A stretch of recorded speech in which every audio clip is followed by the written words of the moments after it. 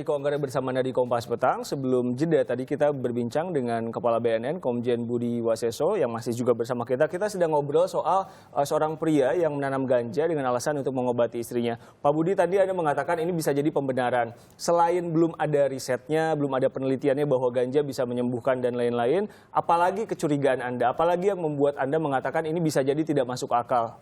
Apakah jumlah batang yang ditemukannya atau bagaimana, Pak Budi? Ya, tentunya kan yang bersangkutan tidak pernah melaporkan, tidak pernah memberitahukan, ya kan? Berarti kan tidak ada izinnya. Bisa saja yang bersangkutan ini berlindung di balik soal menyembuhkan istrinya, tapi bisa saja dia masuk dalam jaringan pengedar ganja itu sendiri ya. Ini masih dalam pendalaman kita. Baik, tadi Anda mengatakan sebelum jeda bahwa BNN bekerja sama dengan Kementerian Kesehatan sedang melakukan penelitian, Pak Budi? Ya, demikian ya. Kita ingin mengetahui apakah benar yang disampaikan oleh Saudara Fidelis itu, bahwa itu adalah pengaruhnya dengan pengobatan istrinya yang sedang sakit.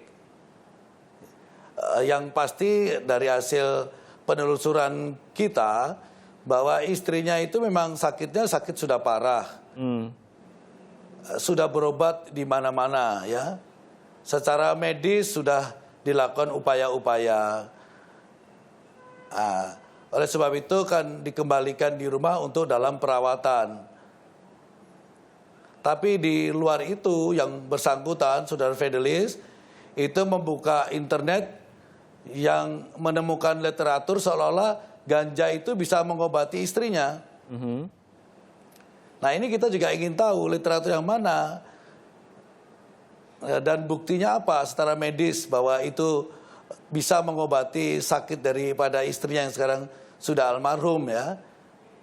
Semua sedang kita lakukan penelitian bersama-sama dari LIPI, termasuk dari Kementerian Kesehatan. Baik, Pak Budi, akhirnya kan berita ini viral di media sosial.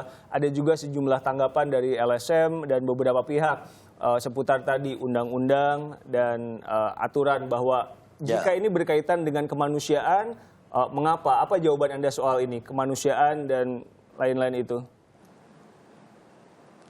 Tolong rekan-rekan LSM yang ngomong itu, ya, tolong dilihatlah ancaman negara kita. Kalau mereka memang mau memperlakukan itu, ya, mereka jangan jadi warga negara Indonesia. Silakan keluar dari negara Indonesia, dia hidup di negara lain yang membebaskan masalah ganja. Ini hal-hal yang memang secara ya nalar dan kenyataan bahwa mereka ini tidak berpikir untuk kepentingan bangsa dan negara Indonesia. Ini saya kira warga negara yang tidak cinta terhadap negara itu sendiri ya, atau negara Republik Indonesia. Maka saya kira kita perlu pertanyakan bersama kepada LSM yang menginginkan Indonesia hancur ya. Nah, maka saya kira LSM yang mengatakan itu adalah orang yang tidak cinta kepada negara bangsa Indonesia. Baik. Kepala BNN, mereka kan tidak tahu bagaimana akibat daripada ganja itu sendiri di negara kita terhadap generasi kita dan ancaman terhadap negara Indonesia ke depan. Jangan-jangan mereka berpikir untuk negara yang ingin menghancurkan negara Indonesia. Atau mereka salah satu alat yang digunakan untuk menghancurkan negara Indonesia. Ini perlu kewaspadaan kita semua ya.